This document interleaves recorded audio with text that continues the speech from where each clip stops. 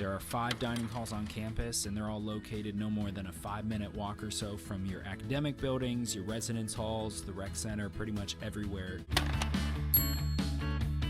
There's many dining halls available all over campus, and when I go, there's also so much variety that I don't have to worry about what I'm going to eat because I know I will find something. Pause here. These videos are showing you the great dining opportunities Miami University has to offer for its students, but it's missing 2 words. Foremost. With all the options offered at Miami University, students in the community living with celiac disease do not have the same opportunities on campus as students living without dietary restrictions. But before we get into that, what is celiac disease?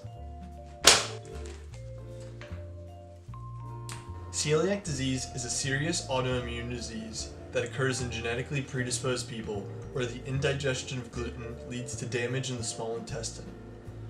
Once someone with celiac digests gluten, their body mounts an immune response that attacks their small intestine, causing symptoms such as abdominal pain, nausea, and chronic diarrhea to name a few. Untreated, celiac can cause long-term health effects like iron deficiency anemia and early onset osteoporosis. But how does one treat celiac disease? Well, the answer to this is a strict gluten-free diet, and those with celiac must avoid things such as wheat, rye, and barley. Having celiac myself, this can be incredibly difficult. Having to read every ingredient of each meal you eat because contamination of gluten the size of a breadcrumb can cause very unwanted symptoms. Here at Miami, precautions are taken to assist those with dietary restrictions like celiac by having signs with allergy labels for the current meals, as well as providing allergy stations to provide safe foods for those with any dietary needs. Although they work making sure we have food available for every meal, this isn't an end-all solution, and there are still problems. And they particularly fall short in terms of accessibility and variety. Out of the 5 dining halls on campus, 2 have allergy stations: Maple Street Station and Western Dining Commons.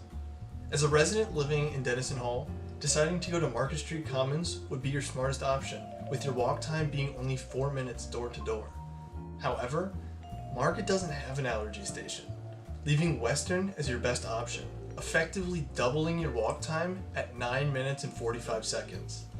For some students, this time difference can be even larger, leaving students with celiac disease at a disadvantage, having to walk more than double the time of a regular student. But why should students complain when they have gluten-free options available to them at non-allergy stations at places like Market, people may ask? Well, the answer is cross-contamination. When utensils, cooking surfaces, pots, pans, anything are used between meals containing gluten and not containing gluten, those with celiac risk indirectly digesting gluten. Something as small as a breadcrumb can cause symptoms and even lead to a night full of intestinal pain. It's important to acknowledge as well that we're living in a post-COVID world here. Dining halls like Bell Tower can be closed for a semester, and Help Wanted adds litter entrances to many buildings.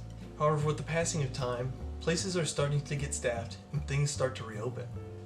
But if Western can reopen and restaff its ice cream station, students' basic needs for safe food can be met by opening allergy stations across campus. However, with allergy stations comes another problem: variation. As anyone who's eaten at the allergy stations can tell you, the meal rotation is the same. By looking into the day-to-day meals, we can see the same repeating proteins, vegetables, fruits, sides, etc.